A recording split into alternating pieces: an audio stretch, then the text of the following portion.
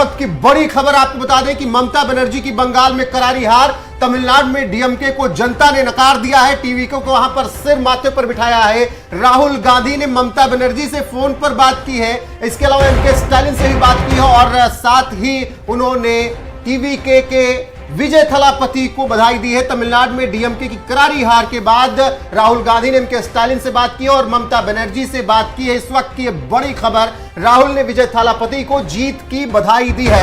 तो पंकज जी, जिस तरीके से राहुल गांधी समीकरण अभी से मुझे लग रहा है तलाशना शुरू कर चुके हैं टीवीके को लेकर, आपको क्या लग रहा है? पश्चिम बंगाल के मुख्यमंत्री और से बात की, सांत्वना दी होगी, आगे की तैयारी की बात की होगी, 29 में फिर हम लड़ेंगे, आइए केंद्र में लड़ा जाए, क्या कुछ बातचीत हुई होगी राहुल गांधी ने जो आज फोन किया? राहुल गांधी ने स्टालिन से भी बात किया है और जो ममता बनर्जी या स्टालिन दोनों से यही कहा होगा कि आप लोग का तो पहली बार है, मेरी तो आदत सी है, तो यही मेरा चुनाव पड़े। देखिए, कॉन्ग्रेचुलेशंस कहा होगा, मैं सीरियसली बोल रहा हूँ, कॉन्ग्रेचुलेशंस कहा होगा और विजय थलापति को कहा होगा। बाकी भारतीय जनता पार्टी जहां जीती है वहां पे नहीं कहा होगा, इस बात की भी गारंटी है।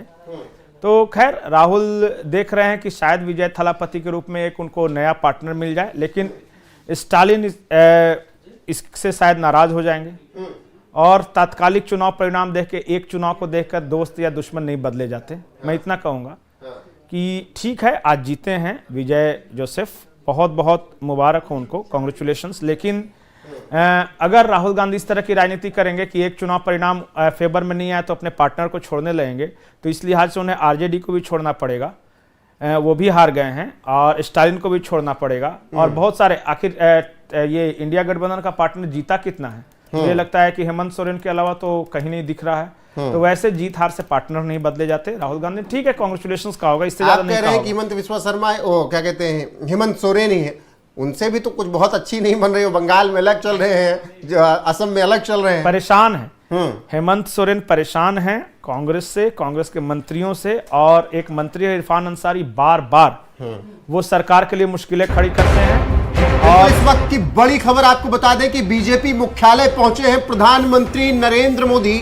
पार्टी कार्यकर्ताओं को संबोधित करेंगे प्रधानमंत्री नरेंद्र मोदी और बंगाली कुर्ता धोती पहनकर पार्टी हेडक्वार्टर पहुंचे हैं प्रधानमंत्री नरेंद्र मोदी। उनसे पहले गृह मंत्री अमित शाह पहुंच चुके हैं। तो इस वक्त की बड़ी खबर आपको बता दें कि बीजेपी मुख्यालय प्रधानमंत्री नरेंद्र मोदी पहुंच चुके हैं, जहां पर उनका स्वागत किया गया है भव्य तरीके से। और अब से कुछ देर में पीएम मोदी अपने कार्यकर्ताओं को और जनता को संबोधित करेंगे, जिन्होंने तीन राज्यों में सरकार बनाई है। और ऐसे में तमिलनाडु और केरल को लेकर भी प्रधानमंत्री नरेंद्र मोदी क्या कुछ कहेंगे, इस पर नजरें बनी रहेंगी। इस वक्त की सबसे बड़ी खबर आपको बता दें कि बीजेपी पार्टी मुख्यालय दिल्ली पहुंच चुके हैं प्रधानमंत्री नरेंद्र मोदी और यहां पर उनका स्वागत किया जा रहा है। पंकज जी, प्रधानमंत्री नरेंद्र मोदी क्या 3 राज्यों की ही चर्चा करेंगे जहां पर सरकार, या आपको लगता है कि तमिलनाडु और केरल पर कुछ बहुत बड़ी बात कहेंगे? नहीं, 5 राज्यों में विधानसभा चुनाव थे, केरल छोड़ के लगभग 3 तो जीते हैं सॉलिड, और चौथे में भी चांस है कि सरकार में शायद रहे तमिलनाडु। हाँ, तो अंत में तो एआईडीएमके और टीवीके, यही दो गठबंधन से, और तो कोई सरकार बन नहीं सकती वहां। डीएमके के साथ तो कॉम्बिनेशन करेंगे नहीं, तो वहां भी पार्टनर रहेंगे। तो 5 में से 4 राज्यों में तो एनडीए रहेगी। तो इससे बड़ी सफलता क्या हो सकती है? कोई एक्सपेक्ट भी नहीं किया होगा और दूर दूर तक कहीं इस बात की उम्मीद भी नहीं थी कि 5 में से 4 जीतेगी। यहां तो दिक्कत यह थी कि बंगाल भी अपना नहीं था, तमिलनाडु भी अपना नहीं था, केरल भी अपना नहीं था, एक आसाम सिर्फ श्योर लग रहा था और पुडुचेरी लग रहा था। 2 जीतने की उम्मीद थी, 4 जीता। बंगाल की जो धरती है, 90 लाख नाम कट जाएंगे तो कोई भी हार जाएगा। अरे 90 लाख, थोड़ा बहुत डिफरेंस रहता तो हम समझ भी जाते। हाँ। ये 83 या 205 ही कोई अंतर होता है। हुमायूं कबीर का फैक्टर कुछ लोग कह रहे हैं। हाँ, हुमायूं कबीर बेचारा 2 सीट जितवे किया है, अब पूरे बंगाल में कहां से उसका दोनों से अपने खुद ही जीत लिया। हाँ, तो अपने ही जीत लिया, वो एक छोड़नी पड़ेगी। हाँ, तो अब बताइए, अब कैसे कह सकते हैं? देखिए, ये सब बहाने, अब सब बहाने। कड़ा मुकाबला रहता तो हम ये फैक्टर वो फैक्टर एसआईएफ एसआईआर सब गिना लेते, इसको क्या गिनाइएगा?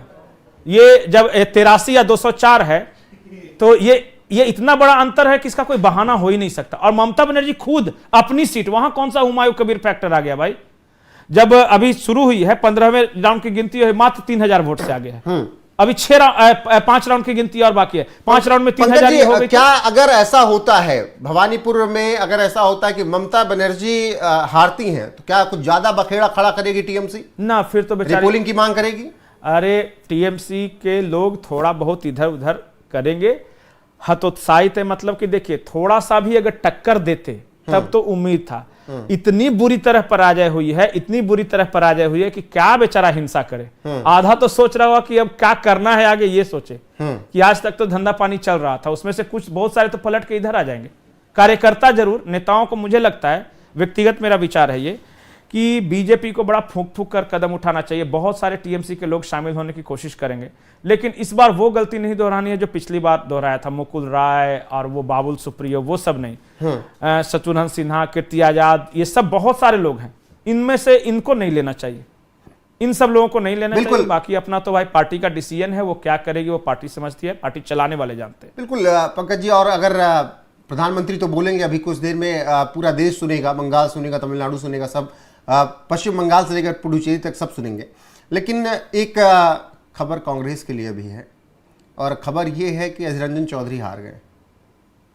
हारे का थोड़ा बहुत से 34,000 वोट से हारे हैं।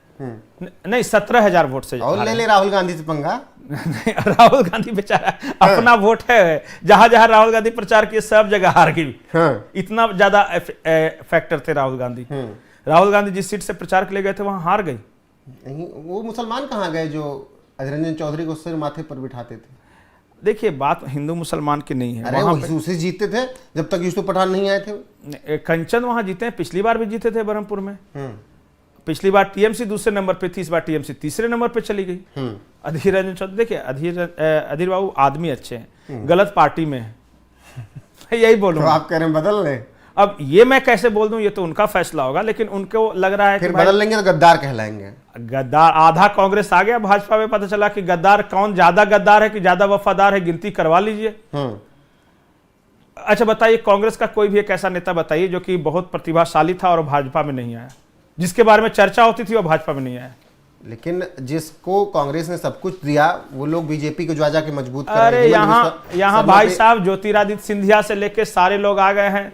दिग्विजय सिंह अपने बेटा के लिए जुगाड़ लगा रहे हैं, आप अधीर रंजन चौधरी के बारे में बोल रहे हैं। हेमंत बिस्वा शर्मा पे यही आरोप लगते हैं ना, भैया आपको सब कुछ उससे पार्टी ने दिया और फिर आप उसी पार्टी के खिलाफ चले गए। और खिलाफ नहीं चले गए, हेमंत बिस्वा शर्मा कहते हैं कि मेरे बहुत हमदर्द है कांग्रेस में। और वो तो कह रहे थे कि 25 जो लड़ रहे हैं उधर से अपने ही हैं। हाँ भाई, अपने, इस बात सही है। 3 तो चुनाव के ठीक पहले हाथ खड़ा कर दिया कि अब हम ना लड़ेंगे, टिकट लेने के बाद। और आपको मैं इंटरेस्टिंग बात बताऊं, कांग्रेस ऐसी पार्टी है कि वो जिसको टिकट देती है वो चुनाव लड़ेगा कि नहीं लड़ेगा इसकी गारंटी नहीं है।